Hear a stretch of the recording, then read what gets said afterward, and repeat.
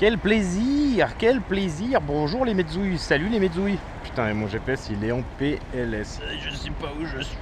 On se retrouve pour un ultime test de la DJI Osmo Action 4. Alors je dis ultime parce que j'ai fait énormément de tests, j'en ai fait 5 ou 6. Mais j'ai eu des problèmes de son un peu tout le long. J'ai acheté plusieurs adaptateurs et du coup j'ai trouvé enfin le bon. Donc je peux avoir une qualité de son optimale pour présenter cette caméra et pour faire un retour sur cette chaîne, puisque ma dernière vidéo c'est le vlog à Annecy. D'ailleurs c'est ma seule vidéo sur cette chaîne et ça date un peu.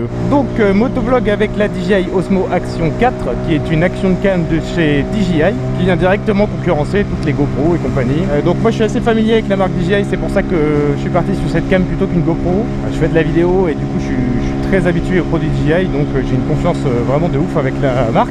J'utilise aujourd'hui l'adaptateur audio qui est prévu pour la Osmo Action 4, donc la Osmo Action 3 aussi, hein, c'est le même adaptateur. Pourquoi celui-là? Parce que les adaptateurs micro USB vers entrée micro, ça existe, c'est disponible, mais le rendu de son est vraiment dégueulasse. En fait, il y a une espèce de cancellation de bruit passé une certaine vitesse. Donc pour du motovlog, c'est vraiment pas optimisé. Du coup, avec l'adaptateur DJI audio, et ça fonctionne.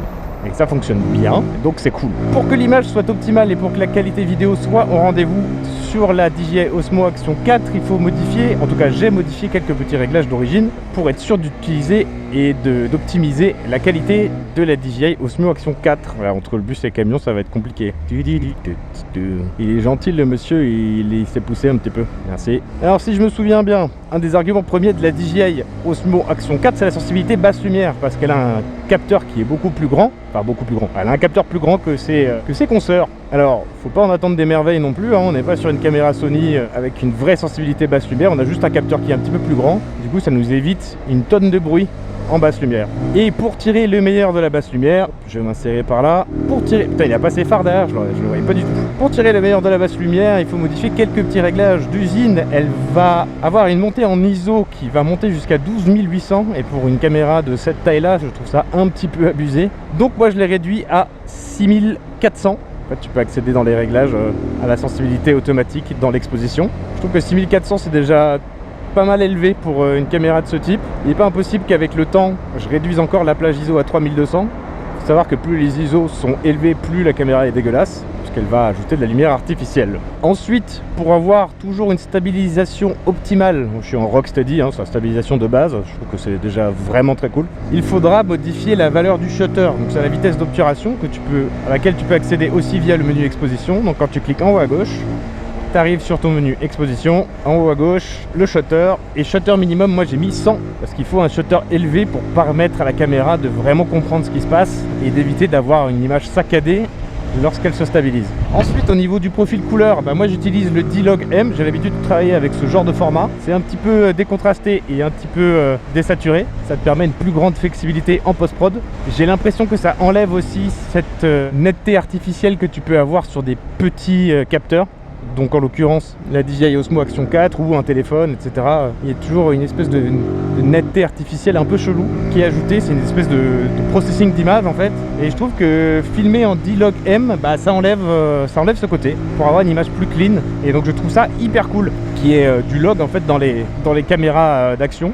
Après ça fonctionne, c'est très joli en couleur normale, hein. C'est vraiment plus un délire personnel. Ensuite, pour très lié à la netteté artificielle, tu as le menu tout en bas où tu peux personnaliser l'image. Et donc moi j'ai mis une netteté -2 parce que c'est une netteté artificielle très moche qui rajoute, en fait, que la caméra rajoute naturellement dans le... Donc je l'ai mis à -2 pour vraiment avoir une image plus clean en fait, pour éviter d'avoir un vieux contour un peu chelou. Et réduction de bruit, j'ai mis -1. Alors pourquoi pas -2, parce que -2 ça te l'enlève complètement la réduction de bruit, et ce qui fait que en basse lumière tu as vraiment l'image pleine de bruit numérique.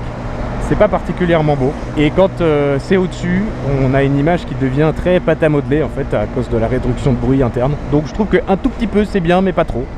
Donc -2 pour la netteté, -1 pour la réduction de bruit. Qu'est-ce que j'ai oublié? Je filme en 1080 et en 30 fps pour avoir un petit peu plus de fluidité. Alors lors des montages, je vais sûrement les exporter en 4K parce que la compression YouTube en HD elle est vraiment dégueulasse. Mais l'image 1080 que cette caméra sort est vraiment jolie. T'as une vraie 1080 quoi, parce que le capteur c'est un capteur 4K, donc forcément ça te fait une belle image en 1080. En FOV, donc Field of View, je suis en ultra large pour avoir un truc hyper wide pour que tu puisses voir mon compteur, ma moto, mes mains et tout ce qui se passe autour. Ah putain, je vais louper la sortie. Donc voilà, et je crois que j'ai rien oublié. Ah si, j'ai un niveau d'enregistrement de la voix et de la sensibilité micro à -6. Je pense que c'est un bon milieu. Ah, et je peux parler un petit peu fort sans que ça sature, j'ai l'impression. Donc je verrai lors du montage. Et voilà.